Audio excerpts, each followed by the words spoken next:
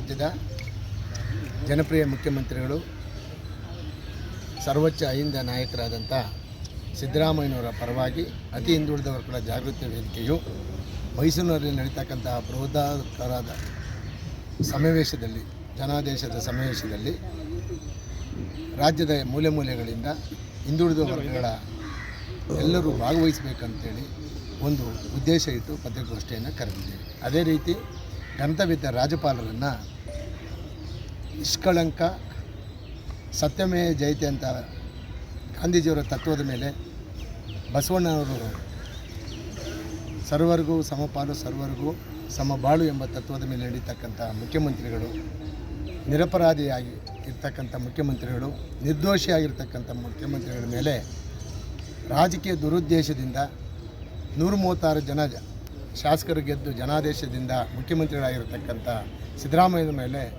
ಆಪಾದನೆ ಮಾಡುವುದು ಸರಿಯಲ್ಲ. ಇದು ಸತ್ಯಕ್ಕೆ ದೂರವಾದಂಥದ್ದು. ನ್ಯಾಯಾಧೀಶರಾದಂಥ ದೇಸಾಯಿ ಅವರನ್ನು ನೇಮಕ ಮಾಡಿರ್ತಕ್ಕಂಥ ನ್ಯಾಯಾಂಗದ ವರದಿ ಬರೋ ತನಕ ಗಂತಬಿದ್ದ ರಾಜ್ಯಪಾಲರು ಯಾವುದೇ ರೀತಿಯ ಕ್ರಮಕ್ಕೆ ಮುಂದಾಗದೆ ನ್ಯಾಯಾಧೀಶರ ವರದಿ ಬಂದ ನಂತರ ಇದರ ಬಗ್ಗೆ ಅವರು ಕ್ರಮ ಕೈಗೊಳ್ಳಲಿ. ಅಲ್ಲಿವರೆಗೂ ನಮ್ಮ ಅಲ್ಲಿ ಮುಖ್ಯಮಂತ್ರಿಗಳು ನ್ಯಾಯಸಮ್ಮತವಾಗಿ ಅವರು ಗೌರವಾನ್ವಿತವಾಗಿ ಜನಪರ ಕಾರ್ಯಕ್ರಮಗಳನ್ನು ಮಾಡ್ತಾ ಇದ್ದಾರೆ. ಅವ್ರ ಮೇಲೆ ಆಪಾದನೆ ಬಂದಿರುತ್ತೆ ಸತ್ಯಕ್ಕೆ ದೂರವಾದದ್ದು. DJ ಅಬ್ರಹಾಂ ಅವರು ಏನು ದೂರನ್ನು ಕೊಟ್ಟಿದ್ದಾರೆ ರಾಜ್ಯಪಾಲರಿಗೆ, ಆ ದೂರನ್ನು ತಿರಸ್ಕರಿಸಬೇಕಂತೇಳಿ ನಾನು ಒತ್ತಾಯ ಮಾಡ್ತೀನಿ. ಈಗಾಗಲೇ ನಾನು ಸಮಯಕ್ಕಾಗಿ ಗಂತವ್ಯದ ರಾಜ್ಯಪಾಲರು ಸಮಯ ಕೇಳಿದ್ದೆ. ಸಮಾವೇಶದಲ್ಲಿ ಎಷ್ಟು ಲಕ್ಷ ಜನ ಸೇರ್ತಾರೆ ಸರ್? ಸಮಾವೇಶಕ್ಕೆ ಎಷ್ಟು ಲಕ್ಷ ಜನ ಸೇರ್ತಾರೆ?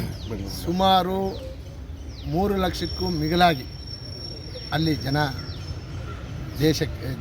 ಸಭೆಗೆ ಭಾಗವಹಿಸ್ತಾರೆ. ಇದು ರಾಜ್ಯಕ್ಕೆ ರಾಷ್ಟ್ರಕ್ಕೆ ಒಂದು ಸಂದೇಶ. ಯಾವ ರೀತಿ ಹಿಂದುಳಿದವರ ಮೇಲೆ ವಿನಾಕಾರಣ ಆಪಾದನೆ ಮಾಡ್ತಾರೆ, ಇದಕ್ಕೆ ಒಂದು ಉತ್ತರ ಕೊಡಲಿಕ್ಕೆ ನಾವೆಲ್ಲ ಮಾಡಿದ್ದೀವಿ. ಇದನ್ನು ಜನ ಎಲ್ಲರೂ ಭಾಗವಹಿಸಬೇಕಂತ ಒತ್ತಾಯ ಮಾಡ್ತೀವಿ.